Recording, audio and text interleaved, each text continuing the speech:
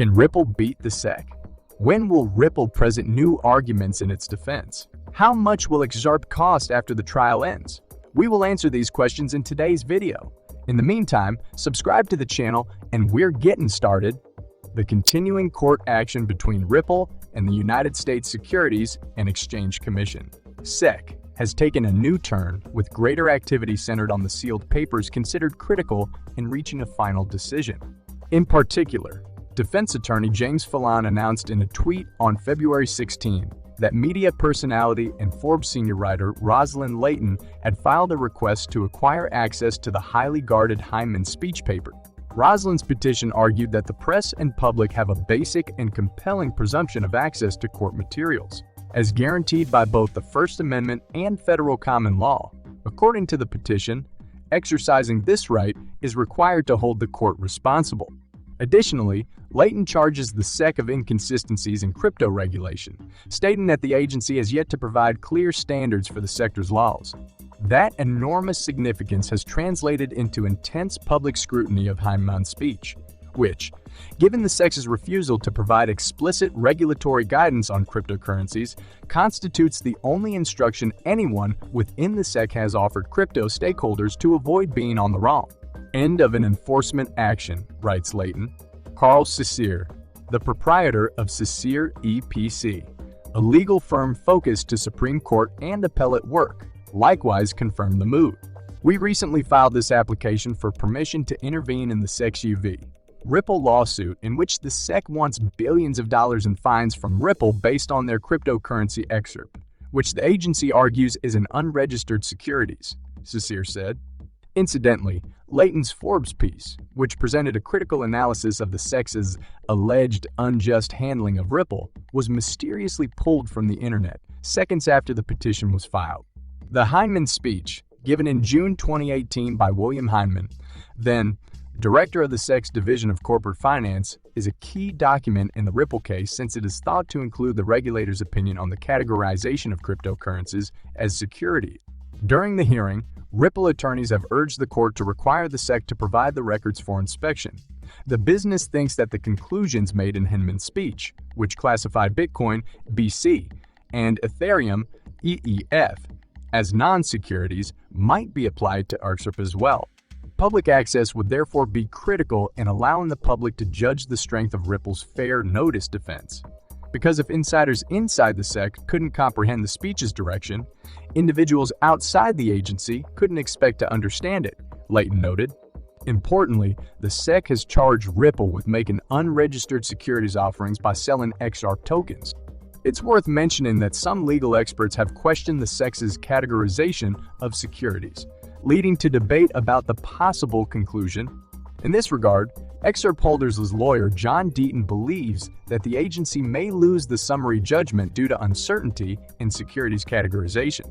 Deaton claimed that the contents of the records will ultimately be made public in response to Layton's new petition. It's also an illustration of what I meant when I indicated the Hyman emails would not lead to settlement BC. They ultimately will be made public. I can't put Genie back in the bottle, he said. As all parties await the final judgment, the SEC has filed applications to seal additional documents pertaining to expert witnesses. The action has been criticized by cryptocurrency players, with Ripple responding with an alternative motion. The application, filed yesterday by Layton's attorney, Carl Cesare, asks permission to petition the court for access to drafts of William Hyman's contentious speech from 2018. Layton, via her attorney, opposes a recent Securities and Exchange Commission petition to seal several papers from Hyman's address. Remember that on December 22, 2022, the SEC filed a petition to seal several documents related to Hyman's speech that were presented to support its summary judgment motion. The SEC also asked to seal some of Hyman's contentious speech materials, which Ripple cited in its argument. In response to the news, Layton opposes the SEC's move. Although the Forbes senior contributor has no financial stake in XRP or Ripple, she has published multiple opt pieces regarding the papers and their relevance in the dispute. It is worth noting that Layton is well known for her frequent op-ed pieces criticizing the SEC for misusing its regulatory authority in determining who succeeds in cryptocurrencies. Layton has published many pieces on the current Ripple litigation, which she calls the cryptocurrency trial of the century. Layton's move has elicited a variety of comments from members of the Bitcoin community. Pro-XRP lawyer John Deaton praised Cecere and Layton on Twitter for suing the court for public access to Hyman's materials. Hyman's materials are made up of emails and other sex internal correspondence related to the writing of Hyman's contentious 2018 speech. The CES handed up the records to Ripple in October, but the public has yet to see them. Attorney Deaton explained why the paper had not been made public last year. According to Deaton, a protective order has been issued over the papers, preventing the parties from disclosing the content. Dr. Layton asks why the SEC gave Ethereum a free pass in the contentious 2018 Bill Hyman speech, which the agency thinks is appropriate advice for the nascent sector, yet treats Ripple and XRP differently. According to the policy researcher who identifies this as a possible inconsistency in rules, the rube might be in the contentious Hyman papers. The Hyman papers pertain to emails and other files relating to the contentious speech's writing.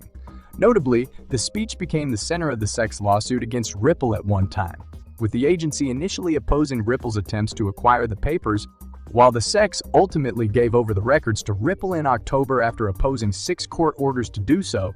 The agency is now attempting to keep the materials hidden in accordance with omnibus petitions made in December. It contended once again that these discussions are protected by attorney-client privilege and that making them public would jeopardize agency officials' capacity to debate policy in the future. Notably, Dr. Layton said in her piece that the SEC's reasoning is difficult to sell, given that it claims to act as guidelines for the embryonic market. She claims that these records will reveal whether the free pass granted to Ethereum was prompted by Hyman's claimed conflict of interest, or if there is uncertainty among regulators, which would support confusion among industry players and Ripple's fair notice argument. As a result, as reported today, she has filed a petition asking the court to unseal the records. Unsurprisingly, members of the XRP community have expressed upset that Forbes seems to have removed the story.